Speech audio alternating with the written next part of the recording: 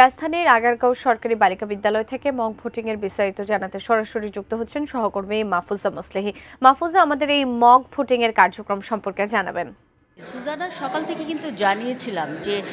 আগামী যে জাতীয় নির্বাচন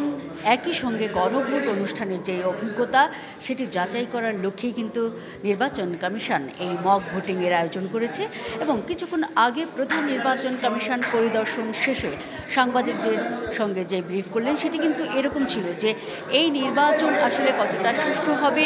এবং কতটা নিরপেক্ষ এবং গ্রহণযোগ্য নির্বাচন দিতে নির্বাচন কমিশন সক্ষম হবে তারই কিন্তু একটি পূর্ব পরিকল্পনার যেই সার্থকতা সেটি বহন করছে। আমরা দেখতেই পাচ্ছি যে ব্যালট পেপার তাদের যারা ভোটার আছে তারা নিয়ে কিভাবে গণভোট এবং জাতীয় নির্বাচনের যেই ভোট হবে একই দিনে দুটো ব্যালট পেপার নিয়ে তারা ভোট দিচ্ছেন। আপনি দেখতে পাচ্ছেন আজকের এই ভোটদান প্রক্রিয়ায় কিন্তু প্রাধান্য দেওয়া হয়েছে সিনিয়র সিটিজেন যারা ছিলেন, প্রতিবন্ধী যারা ছিলেন এবং হিজড়া সহ নির্বাচনী প্রশিক্ষণ ইনস্টিটিউটের যারা কর্মকর্তা তারা কিন্তু আজকের ভোটার হিসেবে এখানে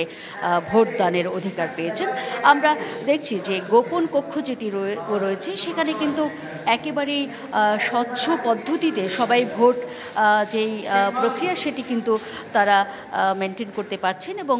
নারী ভোটার যারা রয়েছেন তাদের উপস্থিতি ছিল বেশ সন্তোষজনক এবং এই